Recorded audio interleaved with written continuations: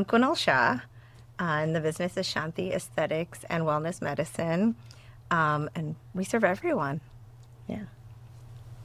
I'm Jill Hamm. I'm a nurse practitioner and just getting a chance to join the practice. I'm Ronak Shah. I'm the other co-owner with Kunal. Awesome. I'm so excited to hear everybody's story. So each of you has a unique background and path into the industry. Can each of you just share your journey into aesthetics, health, wellness, and what ultimately led you to become part of Shanti Aesthetics? Sure. It's been a long journey. So I started with medical school. I actually did general pediatrics and then allergy, immunology. And along the way, I just got into aesthetics more so because there was a need in our area. But over the last 8 years with aesthetics, everything we talk about in the chair is often related to wellness and lifestyle and trying to stay healthy. So this evolution into wellness has sort of just naturally come about because it just better serves our patients, like, more globally. Yeah. So I think my story has been one of what am I going to do when I grow up? I started off getting a Bachelor of Science in Exercise Kinesiology from Indiana University, but by the time I graduated, I decided I was going to go into nursing school then, got a bachelor's degree in nursing at St. Louis University, came back and started working on a level 1 trauma unit in Indianapolis. Did that for a while and decided I don't think I like this either. So then I found an allergist who was looking for an RN to come work with him. And I realized when I wanted to interview with him for the first time, he said, I want you to come back and I want you to do 3 interviews with me before you decide you're going to take this job. And he said, I want you to do that because in a lifetime, you're going to spend more time with the people you work with than you do with your own family. So I want to make sure you like what you do. And I did like what I did there. So I worked with him, really liked what I did there, decided I want to do more of this. So I went back to get my master's to become a nurse practitioner. Moved on to Fort Wayne, Indiana, worked for 10 years for a phenomenal allergist there, and then ended up out here. My husband brought us out here for business. And that's fast forward a little bit, and I started working in 2020 at the same allergy practice that Dr. Shah was at, and that's how we met. And she may shake her head and say no, but I felt like we kind of hit it off right away. Did. Oh yeah, we did, definitely. Similar age, similar personalities, similar practice structure and the way we do similar things. Mindset too. Yeah. Started working with her, went back to school, got my doctorate. And I think over the years, we've had just short conversations of, as they're growing at Shanti, maybe I'll join them at some point. But I think it was just a few months ago when she started talking about expanding the wellness program that I'm like, this is it. Like, we're in that age where we're looking, all of our friends are in the same age. We're all about this perimenopausal, menopausal hormone stuff. And it's a way to incorporate my past life, my passion for the exercise and fitness and wellness all into one to help people feel good, look good inside and out. Yeah, awesome. So I went to medical school too, and I've been a practicing emergency room physician for the last 25 years. I made the critical decision in my life, and I married her in 2005. And she's always talked about doing something aesthetic-wise, and I just kind of like, okay, yeah, whatever, one day. And then as the business, then it came to fruition, and then it was like, okay, I'm interested, but what can you do over here? What can you do over here? And she kind of got me believing in a lot of the stuff that I was doing, and I saw the results of it in myself, but also in people around us. And in the ER, I'm always seeing people at the end of a series of bad decisions kind of thing. And it was more like, hey, maybe there's a better niche to be filled in seeing people before they start ending up in these situations, and maybe we could be a little bit more proactive. And so that's how my journey into Shanti Aesthetics and Wellness has been started. Awesome. So lots of different paths. Cool. And then what are some milestones or moments along the way that have been especially meaningful to each of you within your careers? I just think opening Shanti was a big deal for me because it was always a dream that I put off for the longest time. And then it started almost like a hobby. And I was like, well, I'll just start small. If it works, it works. If it doesn't, it doesn't. And it took off pretty fast. And then we had to kind of grow into a larger space and then move into an even larger space. And I think that was the second big like really exciting thing in relation to Shanti, just kind of moving into Purcellville about a year and a half ago and having our own space and being able to do so much more now that we had the space. Yeah. I think I kind of touched on mine initially. You know, I've done all this schooling and thinking I'm going to do this or I'm going to do that. And I think it's really taking this step that finally is like the aha moment. I can put everything that I've done through my career all together in one place. So all those passions that I have come together, and so that's what I'm excited about. Yeah. Yeah, and for me, it's the same thing. Is that we started as a one room, you know, and between the two of us, mostly 90% her, doing everything, to suddenly say, hey, we have our first employee, and now we went from one room to two rooms, and now we renovated a building in the heart of Purcellville, and that's when it was this. We felt legitimate suddenly. It's like, oh, this is. Yeah, I mean, it went from an amateur-ish kind of feel to suddenly, no, this is a real business. It's successful and it's doing well and it's growing and we're excited for it. Yeah, and it's amazing to watch like the progression too. Yes. Yeah. And also to develop staff. Initially, it was just Right. us, and Yes. and it's so great to have a team now, and we love our team. So it's Yes. Yeah. it's been a blessing to have such great people who help us out. Awesome. And so over the years, Shanti Aesthetics has expanded beyond aesthetics into wellness, longevity, and preventative health. What inspired that evolution, and why did it feel like the right next step for the practice? I think Ronak touched on it a little bit, but in our training for all of us, it was a few years ago. So it was, here's the problem, here's how you treat it. Here's how you figure out what the problem is, here's how you treat it. But there's more of a push, I think, also as we are getting older, to what can we do for prevention to kind of get ahead of it. So it just came from the idea that we all want to live longer, but we all want to live healthier. So we call it health span, like living a healthy, long life. We want to be strong, we want to be active, and we need to do things now to get there. And I think all of us have that similar mindset. And so we were like, well, there's so much information out there. We need to sort through and tackle things from all the different angles so we can just kind of lead our healthiest lives. Yeah. I think that's interesting to think about too as well, because I think a lot of people wait until there is a problem or they have obvious symptoms and then they're like, okay, what can I do to fix this? But I like that you guys can focus on that preventative side of things. And it was kind of a shame that in all our training, that focus wasn't there. I'm hoping that changes in all the healthcare schools now, but I kind of wish we had that sooner, but we're trying to make it happen now. So personalized care is a major part of the Shanti Aesthetics approach. Why is it so important to create customized plans rather than taking a one-size-fits-all approach to aesthetics and wellness?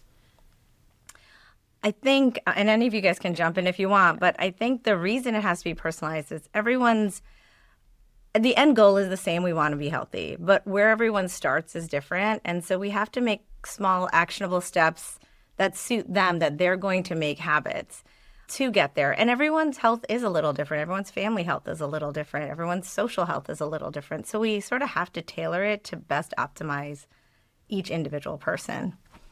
Yeah. Human beings don't come in one size fit all. And Right. so what we can't do is try and box them into that one size fits all. My health needs are different than her health needs are different than her health needs, even though there's a lot of similarities. They're both women. So, okay, hormone issues, sure.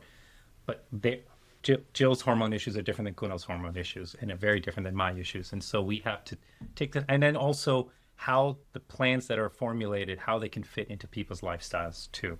If I see a 30-year-old who's single and doesn't have any children, the recommendations to that person can be very different than to a 50-year-old who's well established in their career and has 3 children that he or she has to get to soccer games on Saturdays. Well, you can't go and work out for 2 hours on Saturday if that's the case. So we need to be able to customize for that as well. Yeah. How would each of you describe the experience that you strive to create for every client who walks through the door? I think you can do this one. Yeah. I mean, I think I want them to come in and think that they're almost coming to visit their friend. You come in, it's a welcoming environment. Yes, we're going to talk health. We're going to talk wellness, but it doesn't have to be like a doctor's appointment, right? Come in, enjoy the atmosphere, enjoy the people there. And we want it to be somewhere where you want to come with your friends or you want to bring your family. and somewhere that you're excited to come visit. Yeah, and I bet they appreciate that too. Like it takes the nerves off a little bit.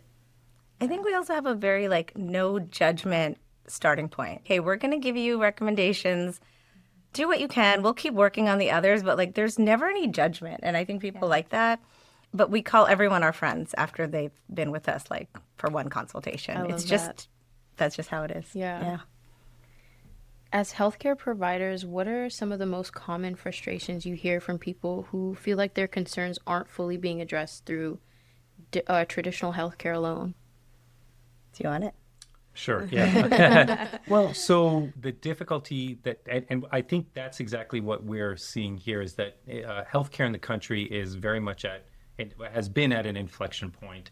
I think that there has been a little bit of some trust difficulties that developed after COVID, the politics involved, and we don't need to go into the politics involved, but obviously it pervades everybody's, the subconscious of the country.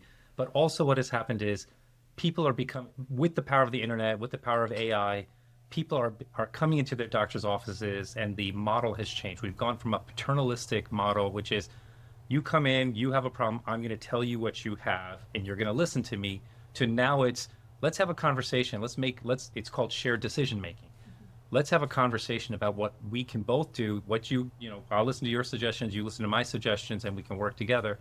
But as a result, there's also things that, going back to the one size fits all, there are things that we as physicians or nurse practitioners address because we have tests to do for it and we have a definitive plan. There's also a lot of gray zone that we're only just discovering what it is. For years, it was like, okay, women would say, oh, I'm feeling tired, I'm feeling fatigued, I can't concentrate. Oh, you're about 45 years old, lose some weight and take some antidepressants and this is part of natural living. No, it's not. And so as we're now able to put names to some of these things, we're now empowered to actually do something about them. And I like that shared decision-making process instead of feeling like you only have one option. Right. Right. Yeah. There's so much information online about hormones, wellness, longevity, peptides, and preventative medicine. How does the team at Shanti Aesthetics help people separate helpful information from trends or misinformation? I think we try to hear what people have heard. And then there's a lot of times that we're like, yep, that's true. Do that. But other times that we're like, the data's not there on this. Or maybe we try something else first. But I think as we try to just keep it an open dialogue, most of the time people are comfortable asking us about something they've heard online or from a friend or a neighbor, and we can educate them on it. So it's a lot of talking in our consults. It's a lot of education. We actually try to write some notes out too, because I feel like, I talk so much in there that by the time you leave, you're like, what did she say? So we actually try to leave with notes as well. I think education, like all we can do is try to stay abreast of all the data and be able to give them what we know, with the caveat that we were just at a conference and somebody said, currently there's so much research out there that the half-life of information in medicine is about 2 years. I can totally change my entire opinion every 2 years based on what data comes out. So we sort of do say, like, here's what we know now. Maybe that would be something good in the future, but right now this is the best or safest plan. Yeah. I think the best thing that we can offer as healthcare providers is we use Google, we use Wikipedia, we use this, we're watching TikTok, we're watching Facebook, we're watching all the same thing, but we have the ability to kind of put that in the context of our actual knowledge base and then help separate out, okay, this sounds a little hokey, this sounds legitimate, let's look it up, let's look at the study, and then help people interpret those studies. Mm-hmm. Yeah, and I think it's really easy to fall into misinformation when you have so many different opinions on so many different things. Yeah. I think we do have recommendations too in the gurus kind of in the area. Like if you like watching podcasts, well, let us give you a couple names of some good podcasts to look at where you'll get accurate information. And so we like to share that too. Yeah. We've been watching a lot of podcasts and reading a lot of books out by some of the top names in some of the perimenopausal and menopausal world right Space, now. Yeah. And then kind of tying back into that preventative care, what do you all believe some are the most important lifestyle habits that people can focus on today to improve their long-term health, energy, and quality of life? Diet, exercise, sleep, stress management. Yeah. What else would you guys add? Those are the big ones. I think that when we talked about some of the big names that we listened to in one of the podcasts, one of the physicians we were listening to said, before I go and start recommending, say some type of peptide that hasn't been studied, I want to make sure you've optimized every bit of your life that we know has good research. So we know there's a benefit in good quality sleep. We know there's a good benefit in diet. We know there's a great benefit in exercise. And even some of the hormones. So we look at what we can optimize first, and what the studies are to make sure that we do everything that we can that is well studied. Yeah, I like that. Kind of like building a strong foundation before adding Exactly. different things. Yeah. Right. Cool. And then I wanted to talk about the men's health and wellness that hopefully you guys are launching this fall. What are some of the unique challenges and or opportunities you guys see when it comes to helping men take a more proactive approach to their health and well-being? It's dealing with men. And it's that men are very different than women in a lot of ways, but it's the first thing is getting them in the door, and being open to talk about some of the things, some of their issues and concerns. And men are getting better about it, but it's hard to get them to not try and fix a problem if the problem hasn't occurred yet. So trying to talk to a 35-year-old about, hey, when you're 50 and you're going to feel tired and things like that. And the other thing is also the male ideal. I was like, I always got to have lots of energy, this, that, and the other thing. And so it's hard for men to acknowledge when they hit their 50s that, I'm just kind of slowing down. I'm getting tired. So they'll keep doing it, but they're taking a 3-hour nap in the middle of the afternoon. And that's just, I woke up so early. We tend to rationalize things until it's too far. Plus, men are just, they don't go to the doctor. They don't.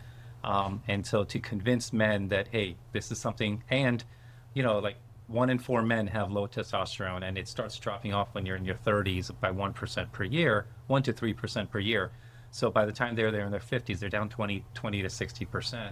And they just assume that it's just them getting old, So that's the biggest challenge. And then to have them come in and talk frankly about things, and especially because with men, the big thing that they notice is sexual dysfunction, and they hardly ever want to talk about that. Mm-hmm. Yeah, so just getting them comfortable with being in the door and having those conversations. Yes. I think they assume a lot of Shanti is for women, even though we have a lot of male clients. Almost every male client who comes in the first time thinks they're the only one that come to us. And we're like, no, there's multiple. I mean, sometimes they're there at the same time and that helps, but they make assumptions about what we do. And once they learn what we do in our approach, they're usually more open to it. But just getting them to come in, and everyone is busy, but taking time out of their busy lives to prioritize themselves is almost as bad as women, especially moms who need to take the time to prioritize themselves. And even on the aesthetic side, we see it. We have women who come in and their husbands don't want to know that they're getting Botox, because, you're doing something unnatural to your body. But they like the way that their wife looks afterwards, kind of thing, So it's this, they don't want to see how the sausage is being made kind of situation. But then God forbid that they come in and get Botox, and then they're afraid. But they're afraid that other men are going to find out and kind of make fun of them. But other men are like, hey, what are you doing? Kind of thing. So there's an element of that. And our aesthetic, on the aesthetic side, and I think why we've grown, is our niche is just looking healthy, looking like yourself, looking healthy. No one looks so frozen or plastic. And I think once men see that, like, we're just trying to make you look not worried or not angry or not tired, they come around. But they assume we're going to make them look like something they saw that was botched on TV. So it's a trust thing too. Yeah, and I feel like aesthetics and wellness is for everyone. It is. And then we kind of talked about that, helping your clients put their best self forward. Exactly. Yeah. That's our hashtag, best self forward. Yeah. As Shanti Aesthetics continues to grow, what excites each of you most about the future of the practice and the impact you hope to make on the clients and the community that you serve? I just think the growth has been amazing, and the fact that now we can take care of their insides and their outsides is just very exciting. It's been a great practice. We've actually every month do give back to the community because this community has given us so much. So we usually have a different school or PTA or sports team or something that we try to sponsor every month. So I think we just have a lot of gratitude for the growth and the ability to be able to pivot and make everything a little bit more all-encompassing for people's wellness. Yeah. I think one of the things I'm looking forward to in this is just that we're approaching wellness from not maybe your typical our traditional way. We're looking at that more. And what I mean by that is Dr. Shah and I we had a body composition test. We're getting ready to do DEXA scans, but your traditional DEXA scan isn't covered by insurance until you turn 65. But if you look, the greatest amount of bone loss occurs right around the age of 50, 51 when you're hitting menopause. So looking at these things early and starting prevention before it's too late. And so just the things that we look at that we want to do and the screenings that we can look at that can be so beneficial in disease prevention. Yeah, and I'll echo just the same sentiment. We love being part of the community, and we love, we went to a kids track dinner yesterday and somebody pulled her aside and wanted to just talk about stuff, and we just love being part of the community that has given us so much. And so we love giving back to the community as well. Yeah, I love that. And when someone is searching for a provider, what do you think makes the difference between simply receiving a service and finding a team they genuinely trust, connect with, and want to continue their wellness journey with? I think I kind of say what you said with your interview before. Like, often when people come for their consultation, they have to like us as much as we like them. It has to be both of us feeling like we trust each other, like we're communicating well. So it's a little trial and error. You do want to see what someone's credentials are as well as their experience. But otherwise, I feel like you just kind of have to get in there and see how you feel talking to that team. Yeah, so getting to know them. Yeah. Cool. And for those interested in learning more about Shanti Aesthetics, exploring wellness services, or connecting with your team, where can they find you? So the website is www.shantispa.com, and we are on Instagram and Facebook at Shanti Spa, or you can just Google Shanti Aesthetic Medicine. Or just drive down Main Street in Purcellville. Yeah. And you can't miss our building. We're right in the heart of Purcellville. There's a big sign and a newly renovated building. It pops. Awesome. So a bunch of different places to find you guys. As we wrap up, is there anything that you'd like to add that I haven't touched on today? I don't think so. I think my biggest excitement is bringing Jill on and hopefully launching the men's wellness side a little deeper. I mean, we do it, but I think it can go deeper, and just helping as many people as we can help. Yeah, lots of exciting things. Awesome. Well, thank you all so much for joining me on the podcast today and sharing your knowledge, passion, and inspiring story with us. I wish you all the very best that comes your way in the future. Thanks for having us. Thank you for having us. If you're a business owner, founder, or entrepreneur, we would love to have you on the Alamon Show. Just go to alamonphotography.com/podcast, sign up to be featured.